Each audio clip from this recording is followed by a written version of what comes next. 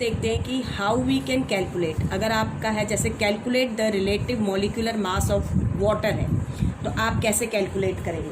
ठीक है, तो हमारे पास है we have to calculate molecular mass. Relative molecular mass होता है मॉलिक्यूलर मास ऑफ, क्या है हमारे पास, मॉलिक्यूलर मास ऑफ वाटर। ठीक है, वाटर होता है बच्चे H2O। तो हमने इसका mass molecular mass, relative molecular mass find out करना है। तो हम क्या लिखेंगे, 2 इंटू 2 एटम्स हैं, 2 multiply atomic mass of hydrogen plus 1 है, तो 1 multiply atomic mass of oxygen. ठीक है, 2 मल्टीप्लाई एटॉमिक मास हाइड्रोजन का 1 होता है, 1 होता है, प्लस में 1 इंटू एटॉमिक मास जो ऑक्सीजन का होता है एक एटम का 16 होता है। तो ये हो जाएगा हमारे पास 2 multiply 1 2 plus 16 is equal to 18 U। अगर आप यूनिट नहीं लिखेंगे तो आप का जो है मार्क्स डिडक्ट कर लिए जाएंगे। तो 18 U is the molecular mass of water.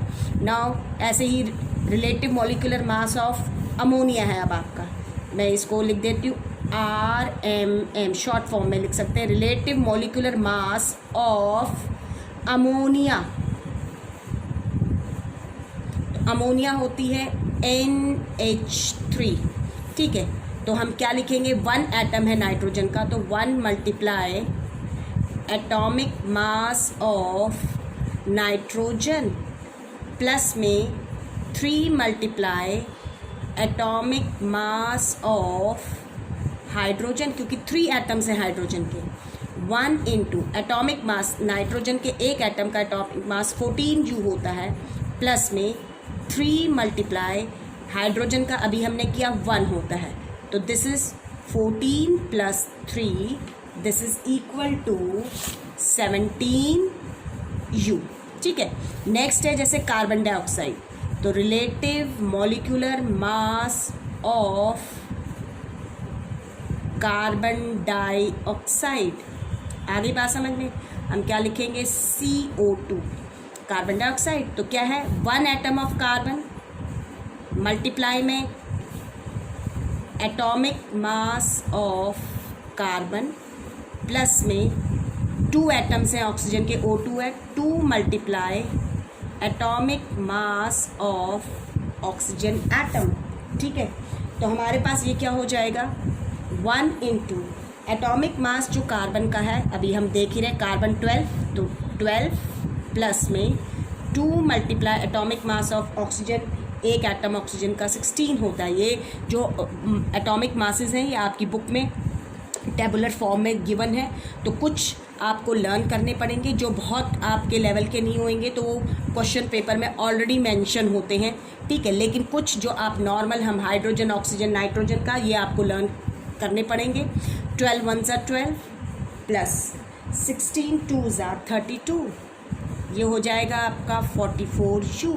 तो ये रिलेटिव मॉलिक्यूलर मास निकला है। अब हमने निकालना है जैसे relative molecular mass of ethanol. ठीक है, एथेनॉल जो होता है ये होता है C2H5OH। ठीक है, तो इसमें अब हम देखते हैं 2 एटम्स हैं कार्बन के, तो हम क्या लिखेंगे, 2 multiply atomic mass of carbon plus में, अब यहाँ देखिए 5 हाइड्रोजन के एटम्स यहाँ हैं और 1 यहाँ, तो टोटल हो गए 6। तो हम लिख सकते हैं 6 multiply atomic mass of hydrogen plus में 1 एटम ऑक्सीजन का है, तो 1 multiply atomic mass of oxygen atom. तो ये होएगा 2 multiply atomic mass of carbon, अभी हमने किया एटॉमिक मास ऑफ कार्बन क्या होता है, कितना होता है हमारा, कार्बन जो है 12 प्लस में 6 मल्टीप्लाई हाइड्रोजन का 1 होता है, प्लस 1 इंटू ऑक्सीजन का कितना होता है, अभी हमने ऊपर कर रहे हैं ऑक्सीजन का, यहाँ देखिए 16। ठीक है, तो ये आपका हो जाएगा 2 12 ज़ा 24 प्लस में 6 1 जा 6 प्लस में 16 1 जा 16, तो 24 प्लस 6 30, प्लस में 16। आ गई बात समझ में? तो ये टोटल कितना हो गया 46u। ठीक है, 24 प्लस 6 प्लस 16, तो हमारे पास क्या आ गया 46u। इसी तरीके से when we have to calculate, जैसे ये है calculate the formula unit mass of calcium phosphate है मान लो, तो हम क्या लिखेंगे, फॉर्मूला यूनिट मास ऑफ, मेरे पास क्या है, कैल्शियम फॉस्फेट। कैल्शियम फॉस्फेट होता है आपका।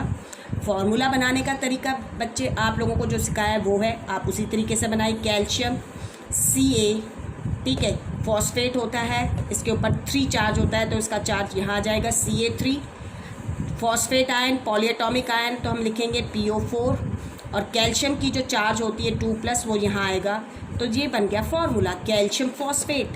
अब हम कैसे लिखेंगे, कैल्शियम के 3 एटम्स हैं, तो 3 multiply atomic mass of calcium plus में, अब इसमें क्या है, ये 2 मल्टीप्लाई में जाता है, 2 1 जा 2, 2 multiply atomic mass of phosphorus atom plus 2 4 जा 8, तो 8 ऑक्सीजन के एटम्स हो गए, 8 multiply atomic mass of oxygen atom, ये हो जाएगा 3 मल्टीप्लाई एटॉमिक मास कैल्शियम के एक एटम का होता है 40u, ठीक है, प्लस में 2 मल्टीप्लाई एटॉमिक मास जो होता है फॉस्फोरस का, दैट इज़ 31, प्लस में 8 मल्टीप्लाई एटॉमिक मास जो होता है एक ऑक्सीजन एटम का 16, तो ये हो गया आपका 120, प्लस में 62, प्लस में 16 8 जा 128, ठीक है। जब आप इनको टोटल ऐड करेंगे तो इट विल बिकम 310u। तो formula unit mass of calcium phosphate कितना आ गया 310u। ऐसे ही मान लीजिए आपको निकालना है फॉर्मूला यूनिट मास ऑफ किसका, potassium hydroxide, potassium hydro oxide. तो पोटेशियम हाइड्रोक्साइड आपका क्या होता है, इसका फॉर्मूला पोटेशियम का K, ठीक है, इसकी जो चार्ज होता है वो हाइड्रोक्साइड पे जाएगा, OH पे जो चार्ज होता है -1 होता है वो यहाँ आ गया, पोटेशियम पे +1 होता है वो यहाँ, तो 1 हम लिखते नहीं, तो KOH, तो हम इसका निकालेंगे तो 1 है, तो 1 इंटू एटॉमिक मास ऑफ क्या हो जाएगा पोटेशियम, ठीक है, प्लस में 1 इंटू में ऑक्सीजन है, 1 into atomic mass of oxygen atom, plus में 1 multiply atomic mass of hydrogen atom, ठीक है, ये हो जाएगा 1 मल्टीप्लाई एटॉमिक मास जो पोटेशियम का होता है दैट इज़ 39, प्लस में 1 into atomic mass of oxygen होता है 16, प्लस में ये आपका कितना है 1 इंटू में हाइड्रोजन का एटॉमिक मास 1 होता है, तो ये हो गया 39 प्लस में 16 प्लस में 1, व्हेन यू ऐड तो 39 प्लस 1 40, 40 प्लस 10 50 प्लस 6 56 u।